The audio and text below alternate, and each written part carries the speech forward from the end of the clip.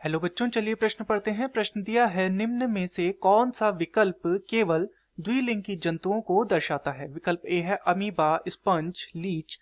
विकल्प बी है sponge, cockroach, amoeba. विकल्प सी है केंचुआ, स्पंज, लीच तथा विकल्प डी है टेपवर्म, केंचुआ व मधुमक्खी। तो इस प्रश्न में हमसे जिस विषय में पूछा गया है वह है द्विलिंगी जंतुओं के विषय में, अर्थात इस प्रश्न की जो मुख्य अवधारणा है वह किस विषय में है। इस प्रश्न की मुख्य अवधारणा है द्विलिंगी जंतुओं के विषय में। द्विलिंगी जंतु, तो चलिए देखते हैं कि द्विलिंगी जंतु क्या होते हैं।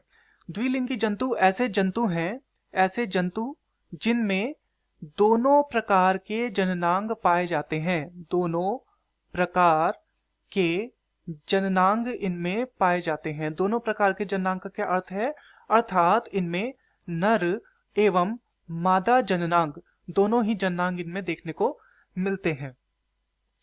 तो इसके यदि हम उदाहरण देखें, द्विलिंगी जंतुओं के उदाहरण देखें तो उसमें आते हैं केंचुआ। केंचुआ उसका उदाहरण है।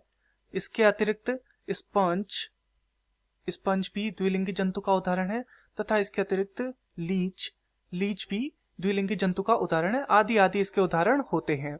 तो चलिए एक एक करके विकल्पों को देखते हैं। विकल्प ए दिया है अमीबा, स्पंज और लीच। तो यहाँ पर क्या है, अमीबा नहीं है द्विलिंगी जंतु, तो ये हमारा गलत हो जाएगा। विकल्प बी दिया है स्पंज, कॉकरोच और अमीबा। तो कॉकरोच और अमीबा नहीं है यहाँ पर द्विलिंगी जंतु, तो ये विकल्प भी हमारा गलत हो जाएगा।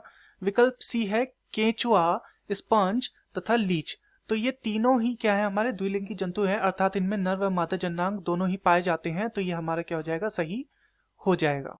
तथा विकल्प डी है टेपवर्म, केंचुआ व मधुमक्खी।